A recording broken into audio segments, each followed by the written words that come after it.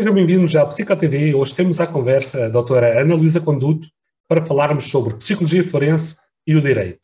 Como se podem complementar ou mesmo como se complementam. Muito obrigado pela sua participação na PsicoTV, doutora Ana.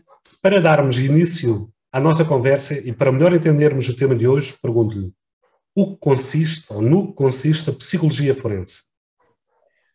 Olá, Pedro.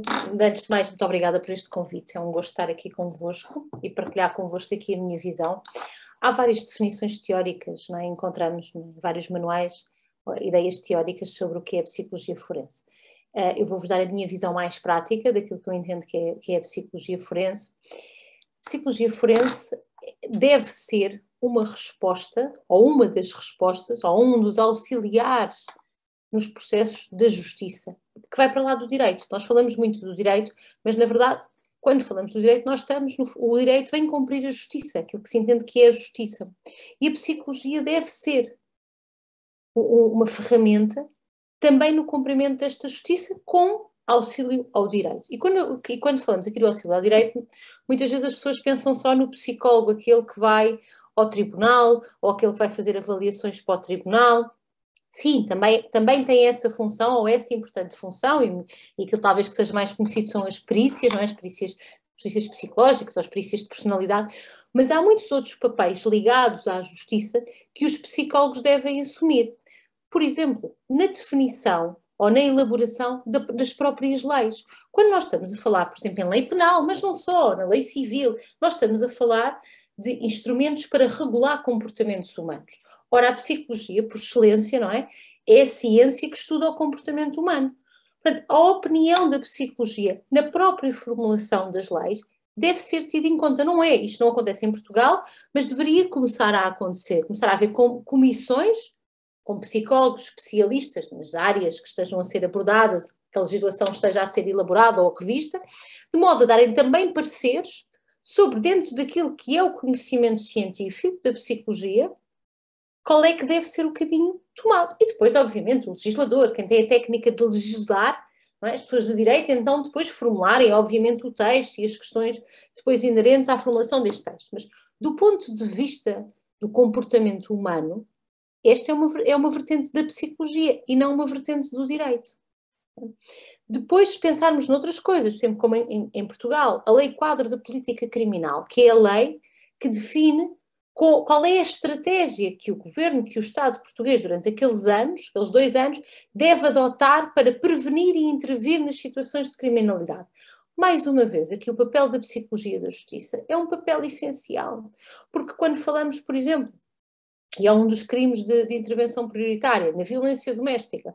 Ora, qual melhor ciência que a ciência psicológica nesta área para dar aqui indicações, para dar aqui orientações na definição desta estratégia que não seja a psicologia, do ponto de vista do estudo e da investigação que há sobre o que é o perfil dos agressores, sobre como deve ser a intervenção com os agressores, como deve ser feita a intervenção e o acompanhamento das próprias vítimas. A psicologia da justiça tem um papel que ultrapassa em muito, ou que deveria ultrapassar em muito, de forma a ser verdadeiramente útil à justiça, as questões da avaliação daquela pessoa, naquele contexto, que são extremamente importantes, mas pode e deve ser mais do que isso. Por exemplo, quando estamos a falar da aplicação de medidas cautelares, por exemplo, a prisão preventiva, a pulseira eletrónica, faria todo o sentido que a lei previsse uma obrigatoriedade de uma avaliação de risco feita por parte da psicologia. Não é? Porque nós sabemos, e aliás, os casos que muitas vezes são noticiados demonstram-nos isso mesmo, que há indivíduos para quem a pulseira eletrónica não é suficiente para inibir que depois tenham determinados comportamentos. E, portanto, só aquela questão da aplicação da prisão preventiva, peço desculpa, da prisão preventiva que tem a ver com o risco de fuga, com o risco de continuar a atividade criminosa, que são aqueles critérios que vêm definidos na lei. Ora, uma avaliação psicológica de âmbito forense de avaliação de risco vai ajudar ao juiz ou ao Ministério Público a compreenderem muito melhor quais são os verdadeiros riscos naquele caso concreto daquela pessoa continuar a tal atividade criminosa de que estamos a falar. Agora, o que se passa é que cria-se a ideia que todos somos um bocadinho psicólogos e, portanto, que as pessoas que já estão pela prática profissional, muito habituadas a ouvir o arguido, já sabem avaliar aquele indivíduo. Ora, nós sabemos, não é, que a personalidade não está desenhada na cara das pessoas, não é? E que o funcionamento em determinadas situações não é o mesmo do que noutras. E o facto de alguém estar emocionalmente regulado em frente a um juiz e dizer sim, senhora, estou muito arrependido, eu vou cumprir, eu não sei o que é que aconteceu, não quer dizer que esta mesma regulação emocional se mantenha num contexto em que, por exemplo, encontre a ex-namorada com outro indivíduo. Não é? E, portanto, isto o juiz não está a ver porque isto não se está a passar na sala de audiências. E, portanto, aqui a psicologia, não é? E os psicólogos não são mágicos, os psicólogos têm instrumentos científicos, têm técnicas específicas, não é aqui uma coisa de nós olharmos para as pessoas e vermos mais nas pessoas, não é? Do que outras pessoas. Não é isso. Há instrumentos científicos, há técnicas científicas validadas, estudadas, que nos permitem tomar estas decisões. E as nossas decisões do ponto de vista da avaliação serão extremamente importantes para uma boa aplicação da lei e aqui para o cumprimento da tal justiça que falávamos há pouco. Portanto, o papel da psicologia da justiça é um papel que eu acho que está em crescimento, é um papel que eu acho que há um espaço grande para que os psicólogos dessa área explorem, trabalhem e que possam de alguma forma demonstrar a utilidade. É? Eu costumo dar o exemplo, é? Os processos administrativos, os processos disciplinares, tanto em contexto laboral como até em contexto prisional, é? O psicólogo da justiça pode ter um papel importante, porque muitas vezes o que está na base também destes processos são questões comportamentais. Fará todo o sentido avaliar a questão, a necessidade, que aqui a Ordem também já falou dela, mas que é muito importante, da lei prever, na mesma perspectiva que prevê o médico do trabalho, o enfermeiro do trabalho, prever o psicólogo do trabalho. Isto é essencial.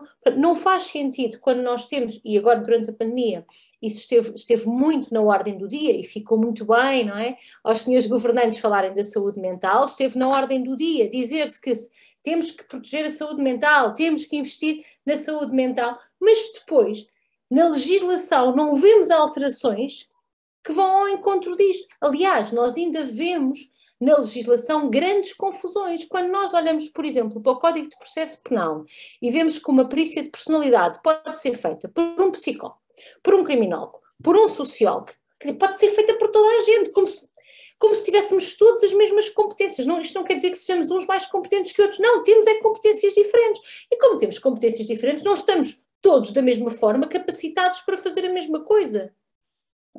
Esta confusão que ainda existe sobre o que é a saúde mental ou a doença mental ou o funcionamento até da personalidade e qual é o papel do psicólogo, ainda é um trabalho que é preciso fazer, ainda não é assim tão claro. Esta ideia que toda a gente sabe o que é o psicólogo, talvez, de um modo geral, as pessoas tenham uma ideia do que é o psicólogo, mas depois, nas questões concretas, eu acho que basta nós olharmos para a própria legislação e perceber que ainda existe uma grande confusão sobre qual é o papel do psicólogo. Então, que esta área tem uma enorme importância para o sistema judicial. Sim, sem dúvida, sem dúvida. Eu acho que o sistema judicial ainda não compreende ou ainda não compreendeu em determinadas áreas do sistema judicial a importância, a mais-valia do que é a ciência, a psicologia, enquanto ciência, do que é o profissional de psicologia. Há algumas áreas, e se calhar se olharmos, por exemplo, para o direito da família, hoje em dia, no direito da família, o psicólogo já está muito presente, não é? Nas questões penais já começa a estar muito presente, mas ainda há áreas, não é? Este exemplo que estava a falar do direito do trabalho, das questões do direito administrativo, e depois até nesta perspectiva mais macro, que é a participação do psicólogo em grupos de trabalho para a própria produção legislativa e para a própria produção de estratégia de intervenção do ponto de vista de políticas, isto ainda não chegámos lá e é muito importante lá chegarmos, porque eu acho que quando lá chegarmos será mais fácil verter, tanto do ponto de vista da legislação como do ponto de vista de documentos do governo, não é? Que estratégias e qual é o papel que o psicólogo pode aqui assumir nesta estratégia.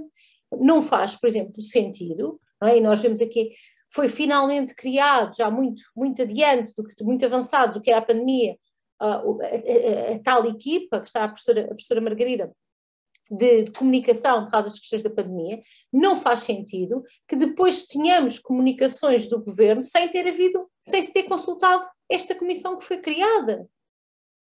Não, não basta, porque às vezes eu tenho a sensação, não sei se as pessoas também têm esta sensação, mas às vezes eu tenho a sensação que algumas coisas são criadas por parte dos governos, isto não são dos diversos governos, não é deste governo em concreto, são criadas só para dizer que existe, mas que depois do ponto de vista prático, do ponto de vista funcional, parece que depois as coisas não funcionam devidamente, não se articulam. Ok, nós temos este gabinete, nós temos esta pessoa que é nomeada para isto. Então, mas temos que usar, não é? Temos que fazer bom uso. É? E eu acho que ainda falta dar este salto. E, portanto, ainda não se compreende, não é? O papel que a psicologia pode assumir nesta dinâmica mais macro. Mas também não podemos dizer que não há psicólogos, porque nós temos psicólogos no Parlamento, nós temos psicólogos que são ou que já foram deputados. E a pergunta que fica é, mas estiveram lá enquanto psicólogos, conseguiram explicar, representar a importância da ciência psicológica?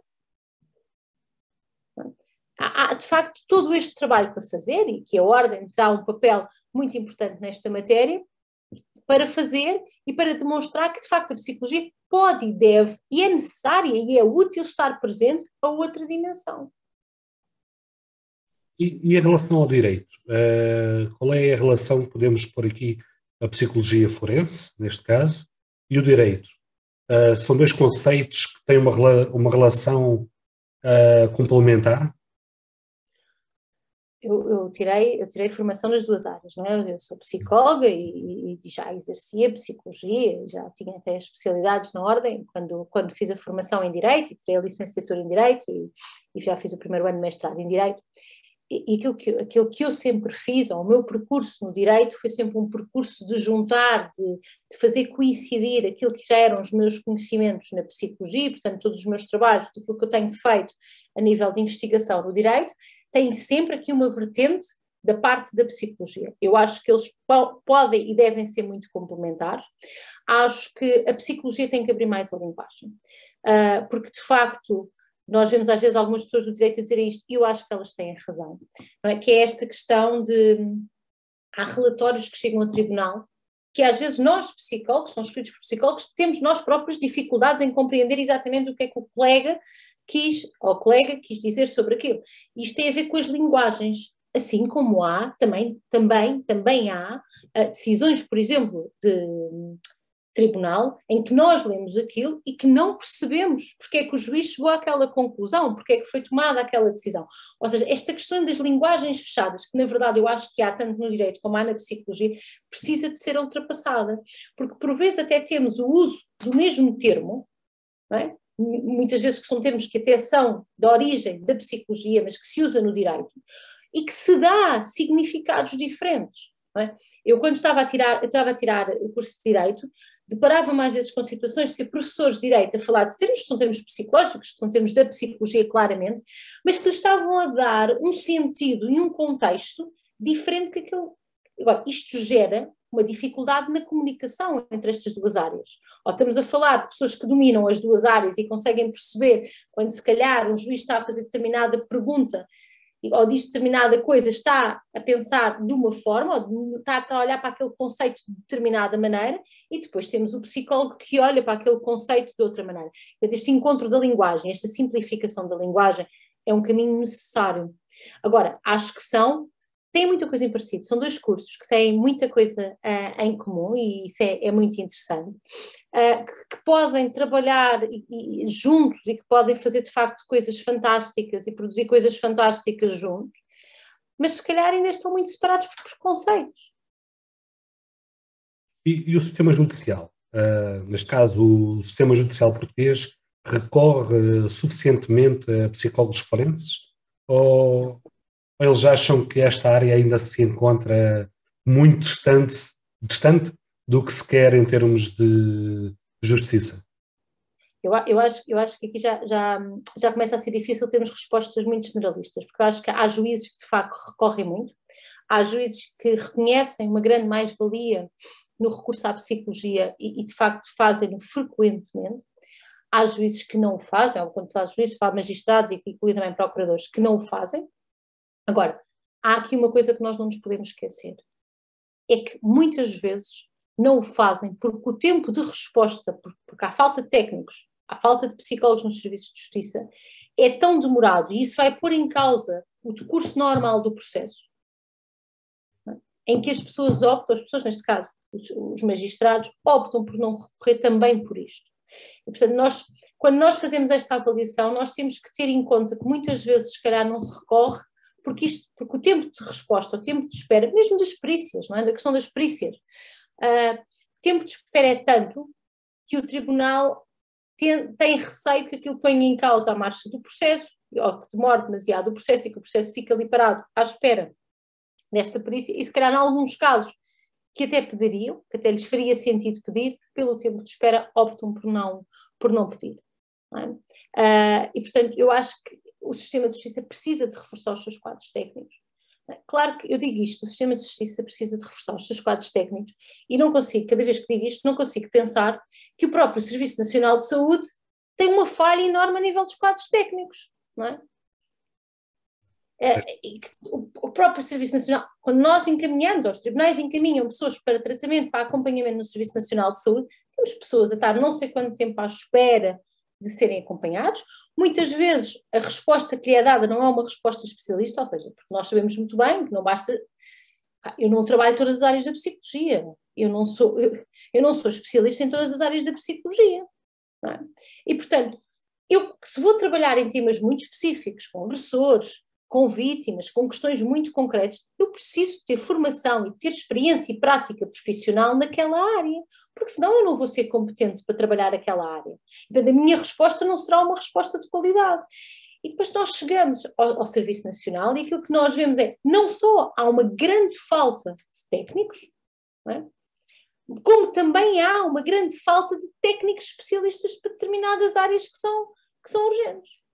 E isto mete em causa, claro, a qualidade da resposta, tanto o tempo, vamos lá ver, um acompanhamento que só é realizado de 2 em 2 meses. Nós não podemos ter uma expectativa sobre o resultado desse acompanhamento que temos, por exemplo, num acompanhamento, como fazemos, por exemplo, no privado, não é? Que é semanal, muitas vezes.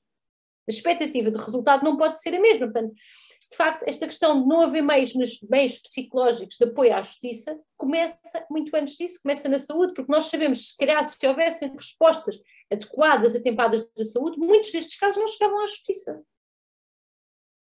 Sim. Sem dúvida alguma. Sem dúvida alguma. E, portanto, elas não estão desligadas, elas não estão propriamente desligadas. E qual será deixa eu ver qual é o foco ou o objetivo, ou melhor, a população-alvo de um psicólogo forense? O psicólogo forense trabalha com qualquer foco ou qualquer tipo de população, não é? Trabalha com crianças, trabalha com população sénior, trabalha com agressores, trabalha com vítimas, nesta perspectiva mais direta da avaliação e da intervenção.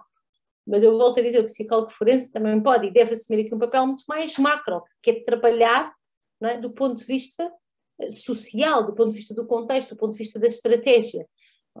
Agora, há muita ideia, só trabalha com agressores ou só trabalha com vítimas. Não, o psicólogo forense, desde que tenha prática, formação, trabalha tanto com vítimas como com agressores das diversas idades. Volto a dizer, para trabalharmos com algum grupo populacional ou com algum grupo etário, ou com alguma tipologia, seja de crimes, seja de pessoas em situação de vitimação, é necessário termos experiência e formação sobre isso. Não?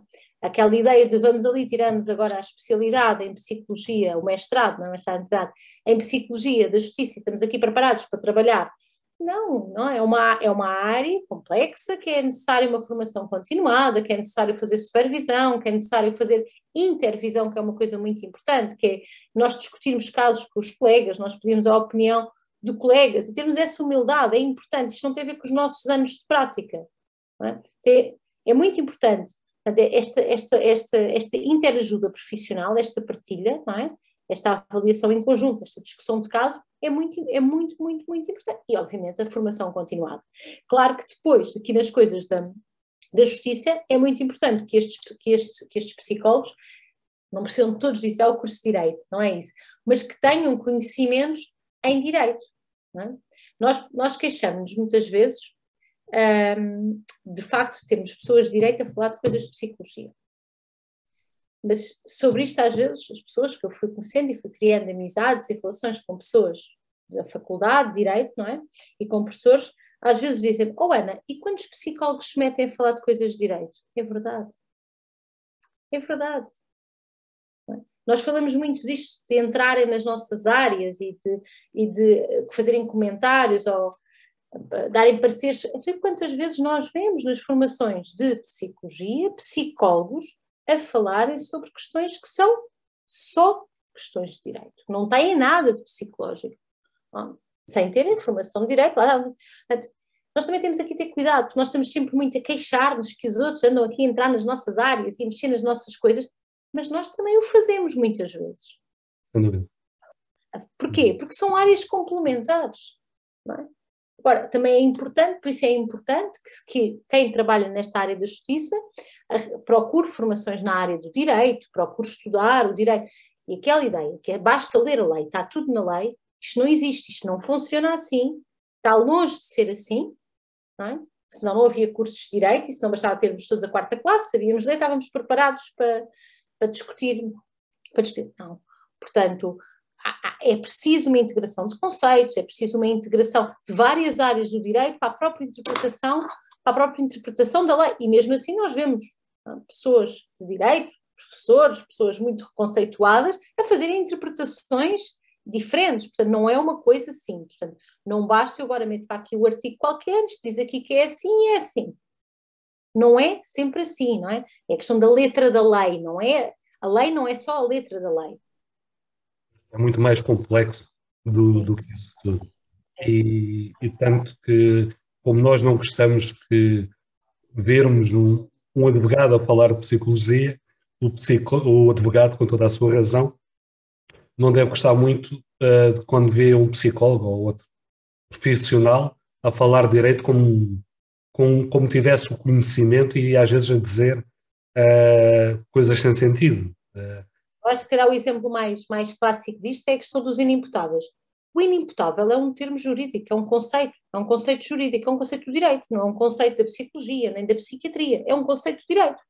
Não é o psicólogo que pode dizer, ou que pode concluir num relatório seu, que aquela pessoa é inimputável. Isso é uma avaliação, é um termo jurídico, não é um termo psicológico.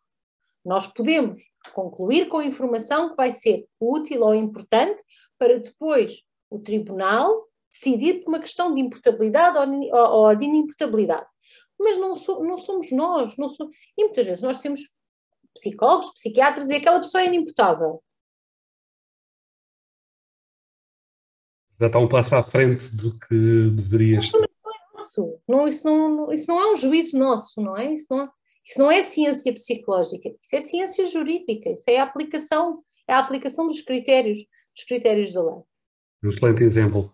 E na sua opinião, vê necessidade de existirem mais psicólogos forenses dentro do nosso sistema de justiça? Há pouco tocou nesse assunto, mas... Sim, claro, sim. É muito importante. Eu acho que as equipas de apoio a tribunal são essenciais. Acho que era muito importante haver em todos os tribunais. Acho que é importante haver psicólogos também nas esquadras. Não só, e claro que quando falamos disto, eu não me esqueço da importância do trabalho dos psicólogos com os profissionais de justiça, das forças de segurança, também é importante, já vai existindo, cá não existe o suficiente, isso seria só por si só uma conversa para termos aqui, não vou entrar por aí, mas acho que seria, de facto, muito importante este acompanhamento psicológico ser mais presente. Por exemplo, nós não discutimos a importância que é ter um psicólogo no serviço de urgências de um hospital. Ou ter um psicólogo, por exemplo, não é? Quando há pessoas que são levadas ao juiz de emergência, nós temos muitas situações de pessoas que são levadas porque foram apanhadas em flagrante delito a cometer um crime, e é muito importante, às vezes, para futuramente se vir discutir ou não questões de inimputabilidade, como estávamos a falar pelos tribunais, daquela pessoa, naquele momento em que é detida, ser avaliada. Mas eu, para isso, preciso ter profissionais disponíveis ali. Porque, claro, alguém tem um surto psicótico, vamos imaginar, hoje. E o que acontece é que depois gera o processo, vai a tribunal, e depois, passado um ano, do facto de ter acontecido, estamos a discutir em tribunal se aquela pessoa teve ou não teve um surto psicótico. Então, passado um ano, vai-se pedir uma perícia. Ora, se nós tivéssemos técnicos disponíveis, não é, de piquete, como se diz, de piquete, não é? Para fazer logo esta avaliação, isto era muito útil. Nós precisamos ter equipas de apoio aos tribunais, nós precisamos ter psicólogos para o apoio às vítimas nas esquadras, precisamos ter psicólogos disponíveis para o apoio às vítimas 24 horas, não é só no horário das 9 às 6, não é só aos dias de semana, quer dizer, o crime não se coaduna com horários pré-estabelecidos.